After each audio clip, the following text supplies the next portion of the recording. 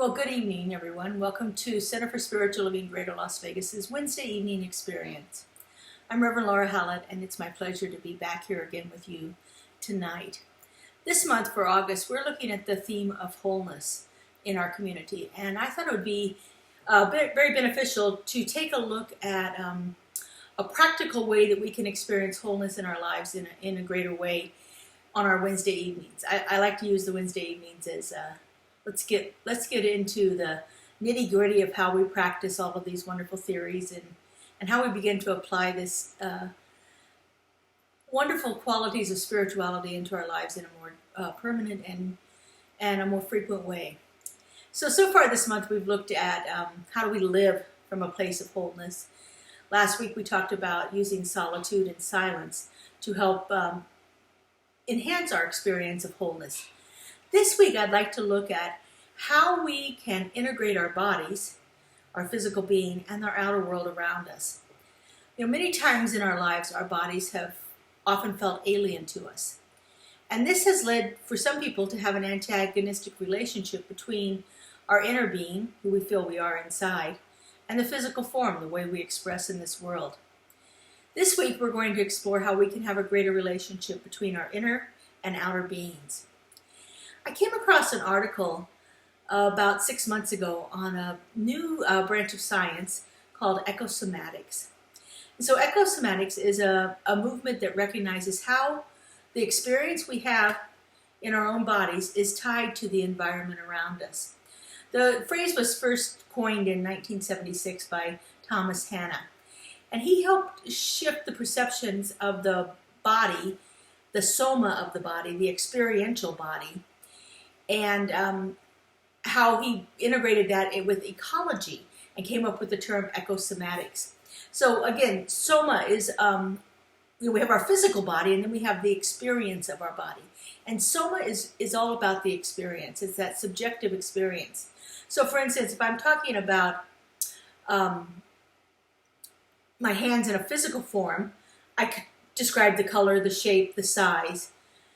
But if I'm going to talk about the experience of my hands, I may talk about them tingling or aching or being very flexible or strong. Those would be the experiential aspects of the soma versus the physical aspects of the soma, of the body. So soma is all about how the experience of it is. And so you can see how if we take the experience of our bodies have in the world around us, we come up with that idea of ecosomatics. So, again, ecosomatics is about how we interact with our world around us. You know, we think that our bodies are this separate and unique thing. For instance, our skin forms the outside of our bodies, and we can think of our skin as providing a boundary that is separate and distinct from the chair that we're sitting on, or the ground that we're standing on, or even the air around us. But as we come to learn, the skin, which is, you know, one of the largest organs in the body, is actually semi-permeable. We expire perspiration through our bodies, so things from inside of our body can reach the outside of our environment. Our skin actually can breathe in air. It can actually take in moisture and nutrients and so forth. When we put hand lotion on our hands, the skin actually absorbs the nutrients in the hand lotion to help our skin become softer. So we think of it as this permeable, separate, and distinct thing, but it interacts with the environment all around us. Moisture, temperature enter and exit through the skin, and we experience our world around us with our skin. The other way we experience our world is through our five senses. So we hear, see, taste, touch, smell. These all show us what's going on around us in the world. We can hear a loud, sharp noise and it can startle us. Or we could have our beloved pet laying curled up in our laps asleep, and it just absolutely relaxes us and soothes us. We can get a smell of something that brings back the memories of some other time. Like there's a certain smell of bacon frying that reminds me of my grandmother's house. And it's not all bacon, and it's only certain times, but there's that sense of smell that triggers an emotional response within me. And so we have all these different things that our senses do that help us interact with our environment.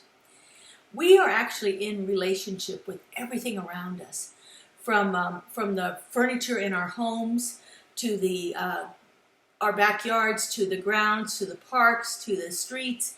We are in relationship with them, and we are interacting with them all of the time.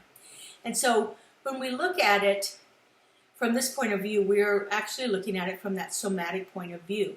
It is not having us be separate and distinct parts of biology, but it's actually an integration of the two.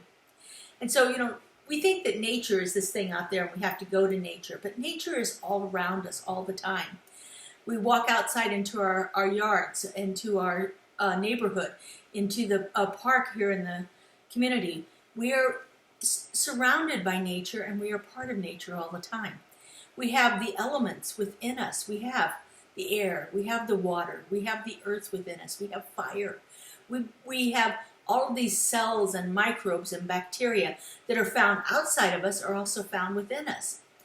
And so our bodies, our personal being, this body here, is an inextricable form of our planetary body, of the world around us. Our body is part of a global ecosystem, and it's part of the ecology of the earth. Everything is connected. Our thoughts, we have our thoughts become our words, they become our motivation, the motivation leads us to an action, and so forth. So we are totally integrated with all of the things around us. The temperature outside will affect our mood, especially living here in Las Vegas, we know how the temperature can be extreme.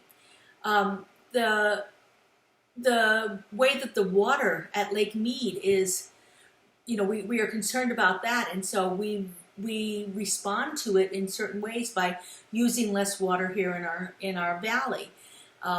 We have some of these things that are imposed upon us, government regulations from the water district and so forth.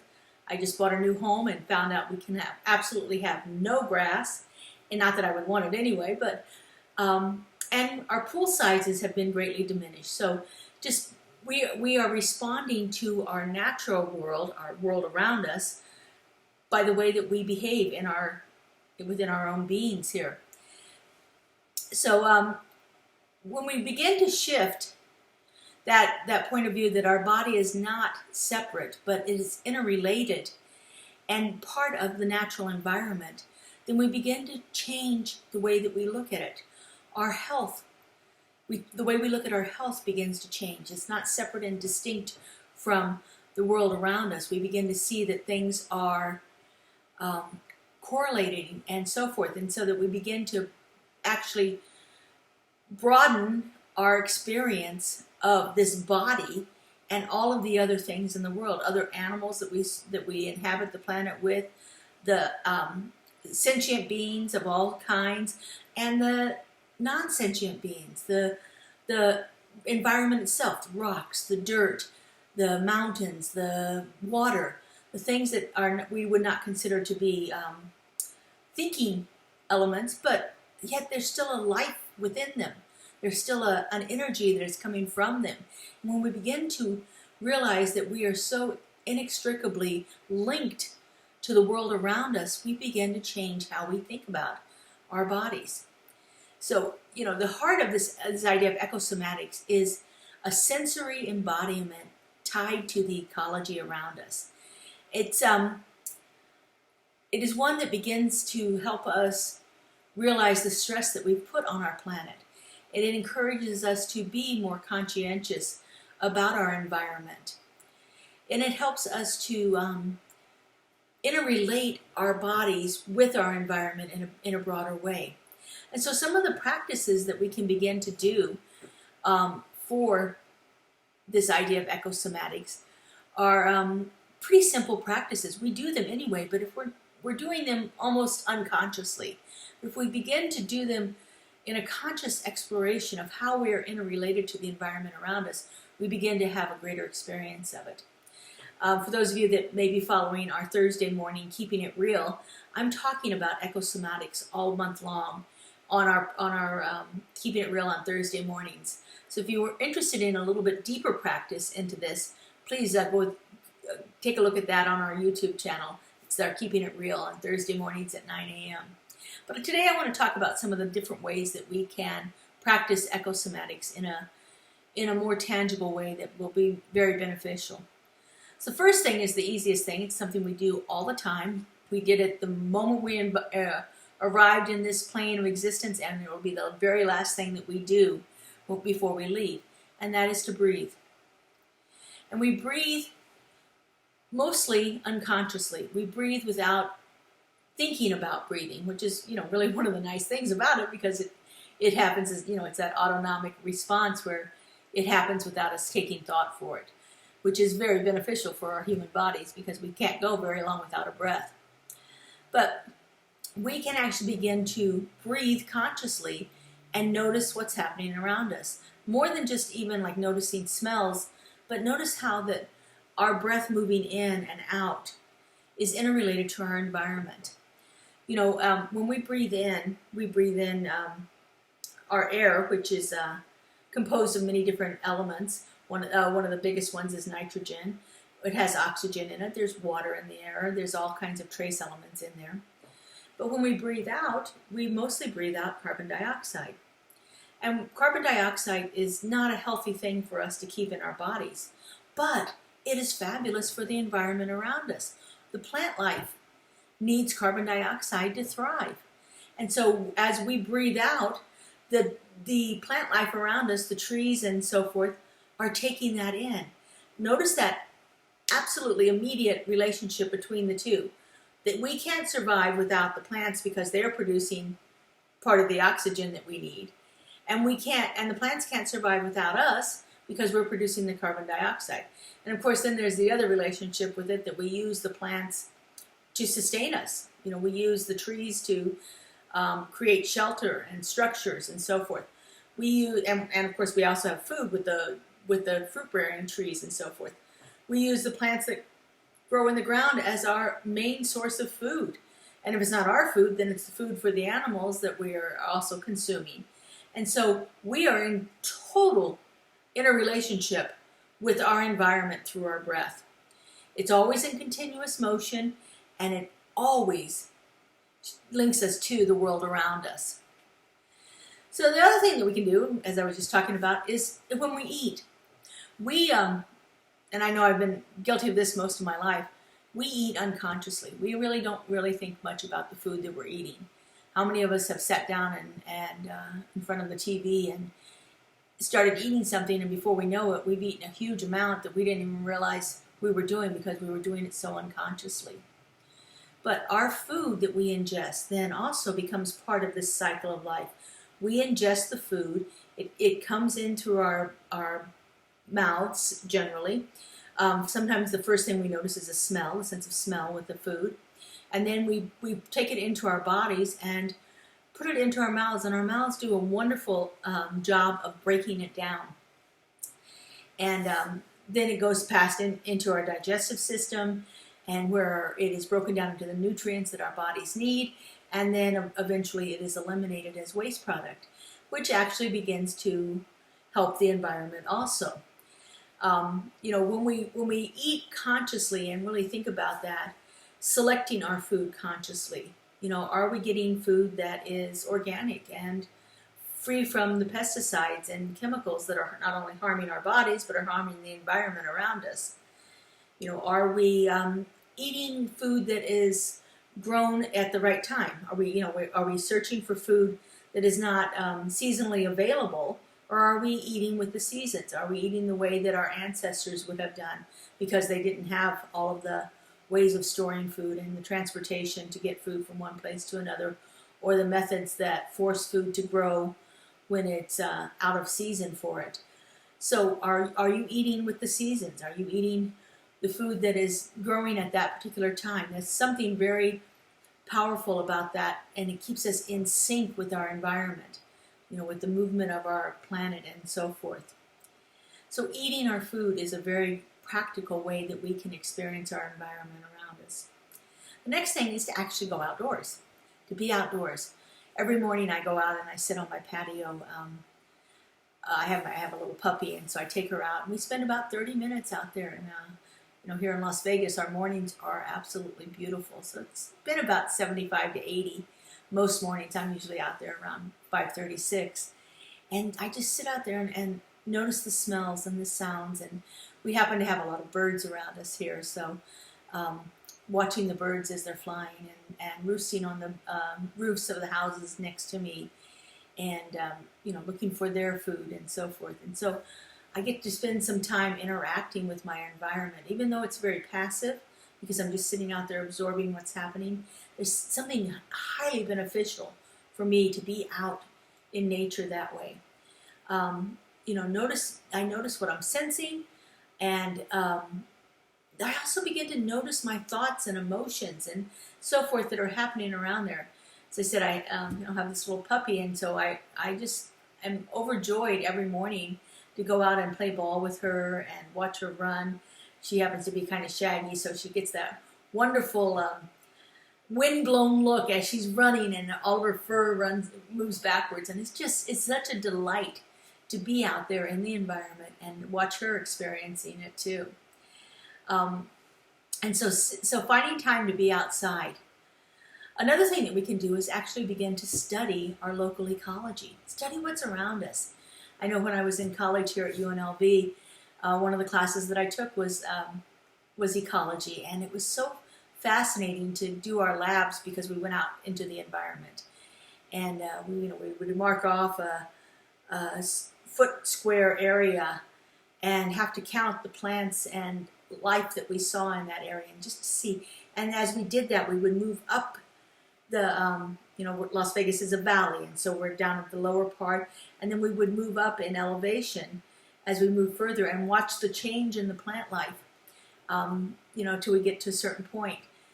I remember being fascinated by the Joshua trees that are out here, and Joshua trees only grow from like 4,500 to 5,500. You can force one to come into your yard, you can plant it, but naturally they only grow at a certain elevation, and so you have to know, when you see those plants, you know that you're at that certain elevation to see them. And so it was really fascinating, and to watch the increased amount of animal life, insects and so forth, as we moved up in elevation down here in the lower part of the valley where it's so hot and the temperatures can be so extreme during the summer. There wasn't as much plant life, animal life. You didn't see as many insects and bugs and so forth around there, and you didn't see as many birds either, because of course the birds are eating the bugs. And but as we moved up in elevation, it became more populated, and so it was fascinating to watch and study the local ecology around us. I love going to like the wetlands and to see what's happening here. You don't think of Las Vegas as having wetlands area, but it does. And of course we have our beautiful mountains with the trees and so forth that are up there that are just spectacular. So spend some time studying what's around us. Not only the ecology, but the geography of our area is fascinating. To be out there in the local geography and see what's happening. And again, I took classes on geography when I was here, and found quite a few interesting sites here in our valley. And so one that I'm fascinated with, which I can't wait till it's open, is they're creating a museum of Ice Age fossils, because there's been a huge discovery of Ice Age fossils in the northern part of our valley here. And so I can't wait for that to open. I believe the park is already open, but the museum is not quite yet. So, when that comes out, be out there, be involved in our environment, be studying it, learning about it, interacting with it.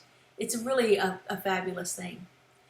Another thing that we can do along those same lines is to take a hike. We have got wonderful hiking trails here in our valley, and one of the sacred circles that we would love to start when we get into our new building is a hiking group that goes out and takes some of these easier walks through beautiful places in our environment. If you've ever driven out to Red Rock or Valley of Fire to look at the beautiful structures of the red rocks that are around there, and there are wonderful hiking trails in both places.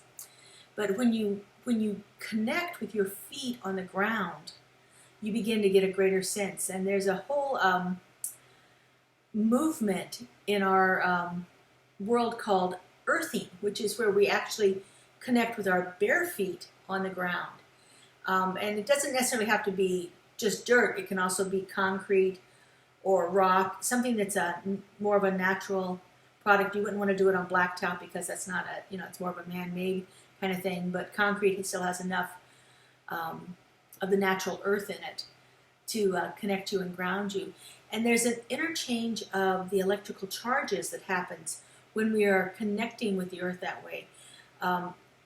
When I first read about earthing, it was about walking in the grass and connecting with the grass, which is, brings us back to childhood of running around playing barefoot in the grass if you lived in a place that had grass like that. And so connecting ourselves through this practice of walking and being with the earth, actually having our physical body connect with the earth. One of my favorite things to do is to walk on the beach. I don't particularly like the loose sand area, but once I get near the water where the sand is wet and hard packed, it is such an enjoyable thing. You're walking on the cool earth. You've got the water coming up and washing over your feet. And of course, there's the smell of the ocean and the salt breeze that's around there and the coolness and all of that. Just a wonderful way to connect with the environment. Another thing that you can do is to be in the environment and create art. Sit outdoors and write. You're a poet or an author. Sit out there and write. Journaling, what a wonderful experience that is. I like to draw. I'm an avid drawer, so I sit out sometimes in the morning and do my spiritual practices to draw a mandala each morning. And so to be out there doing that. Painting. You can see all of the different people with their little portable easels and paint kits out near beautiful scenery painting. Get out indoors and dance or play music. Find what inspires you and see if that environment around you can actually amplify your inspiration. The inspiration comes from within, but it can also be external. And so what are you doing to help yourself be more inspired to be out there? These are just a few different ways that you can begin to actively interact with our environment, actively practice this idea of ecosomatics, where we take the sensations of our body and we link them to the environment around us. Wonderful practices. Hope you find something here that you could do every day. Find a different practice to do every day. It doesn't have to be the same thing. And what I love about all of these is you don't need any special thing to do it. You just go out and be in the environment around us, noticing what's around you. So again, like I said, if you want a little bit more detailed or practice of these ideas of experiencing the environment that I've talked about, check out our Keeping It Real on Thursday mornings at 9 a.m. And as always, we share all of our services and meditations and wonderful spiritual uplifting music on our YouTube channel here. So please explore, take a chance to see what you can find there. Give us a comment. Let us know what you think about this. We're always happy to hear from you, and we will respond if we can. Depending on how you leave the comment, we'll be able to respond to you or not. So please enjoy our YouTube channel, enjoy our services, and we hope to see you at our new building opening up this fall. Thanks so much, everyone. Have a great night.